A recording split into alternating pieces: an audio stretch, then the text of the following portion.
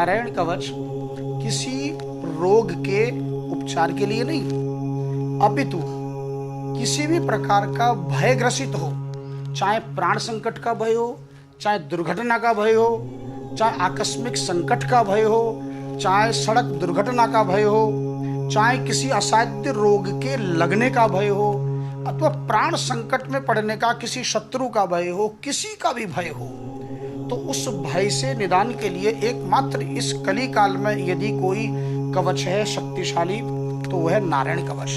कल की भगवान कली के दोषों से, अब कली का दोष क्या है? जुआ, शराब, मदिरा, कुसंग, व्यभिचार। तो इनसे अगर किसी, बहुत सी माताओं की शिकायत है कि हमारा पति शराब कैसे छोड़े, जुआ कैसे छोड़े और मारपीट कैसे छोड़े, क्रोध कैसे छोड़े, तो ये नारायण कवच उनको धारण कराया जा सकता है, तो बस स्वयं धारण करके भगवान नाम का आश्रय लिया जा सकता है। वैष्णवाणाम प्रियकरम महारोग निवारणम ब्रह्म हत्या सुरापानम परस्त्री गमनम तथा, अर्थात वैष्णवानाम प्रियकरम महारोग निवारणम, बड़े से बड़ा असाध्य रोग, महारोग, केवल रोग नहीं कहा, महारोग का निवारण करने वाला, और परस्त्री गमनम, परस्त्री गमन जैसा अति निंदित कार्य यदि किसी ने किया, ब्रह्म हत्या सुरापानम, जो ब्रह्म हत्या जैसा निंदित कर्म किया हो, अतिशय पाप, और सुरापानम जिसने मदिरा पान जैसा निंदित कर्म किया हो, इन सब पाप कर्म का भी शमन करने वाला यदि कोई कवच है तो एकमात्र अमोघ शस्त्र के रूप में है नारायण कवच। नारायण कवच की जो सबसे बड़ी विशेषता है कि इसमें 24 भगवान के नामों का, 24 अवतारों का, केवल अवतारों का ही नहीं, भगवान के समस्त आयुधों का, शंख, चक्र, गदा, पद्म, सुदर्शन चक्र हमारी रक्षा कैसे करे, उन सब का भी इसमें वर्णन किया गया है। जीवन में भय अनेक प्रकार के हो सकते हैं, नौकरी जाने का भय, व्यापार में घाटे का भय, विवाह सफल होगा या नहीं होगा उसका भय, हमारा विवाह का रिश्ते की बात चल रही है, वो रिश्ता होगा या नहीं होगा उसका भय, अथवा स्थानांतरण का भय, बहुत से लोग नौकरी चाकरी में स्थानांतरण कराना चाहते हैं तो नहीं कराना चाहते, तो जीवन में कहाँ भय नहीं है? तो जहाँ जहाँ सर्वत्र भय है, आज की मेरी यात्रा सफल होगी कि नहीं, इस प्रकार के भय, आकस्मिक प्राण संकट का भय, तो अनेकों प्रकार का जो भय है, मकान का कार्य संपन्न होगा कि नहीं होगा, भूमि का क्रय विक्रय होगा कि नहीं होगा, इस प्रकार के जीवन में अनेकों प्रकार के भय की जहाँ जहाँ आशंका हो, वहाँ नारायण का ये अमोघ अस्त्र हमारी रक्षा करता है। इसलिए नारायण कवच में संपूर्ण नारायण कवच के मंत्रों की आहुति और गोपाल सहस्त्र नाम के 1000 दिव्य नामों की आहुति के बाद ही जातक के नाम से सिद्ध किया जाता है। नारायण कवच का सर्वाधिक प्रभावशाली रक्षा का उपाय है तंत्र से।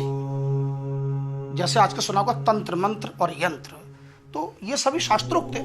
जो लोग तंत्र विद्या करते हैं, किसी को सताने के लिए, किसी को मारने के लिए मारण क्रिया करते हैं, और न जाने क्या क्या वशीकरण आदि आजकल चल रहा है कि इसका काम न चले, उसकी दुकान न चले और उसके संबंधों में दरार आ जाए। दुनिया में सरफिरे लोगों की कोई कमी नहीं है। तो इस प्रकार अगर किसी पर कोई तंत्र मंत्र भी यदि कराया हो तो नारायण कवच से बढ़कर आत्मरक्षा का और कोई दूसरा उपाय नहीं है। आजकल हमारे देश में हम देख रहे हैं कि छोटे छोटे बच्चियों पर, बेटियों पर बहुत अत्याचार और दुराचार बढ़ रहे हैं। तो सुरक्षा के दृष्टिकोण से अपने छोटी बेटियों को जरूर धारण कराएं, छोटे छोटे बच्चों को धारण करा सकते हैं। अगर किसी शत्रु से प्राण का भय हो, किसी पशु से, सिंह से, चोर से, डाकू से, लुटेरे से, जिससे हमें प्राणों का भय हो, भूत प्रेत पिशाच, शाकिनी, आकिनी, डाकिनी, जो आजकल ये सब प्रेत पिशाच बाधाएं होती हैं, सूक्ष्म हवा के रूप में जो किसी पर सवार हो जाते हैं, आपने देखा होगा। बहुत से लोग मानते भी नहीं है, पर शास्त्र में है तो मानना है। श्रीमद् भागवत में इसका वर्णन किया गया है। ये तो होते तो है। अब मानेगा वही जिसके सिर पर सवार होता है,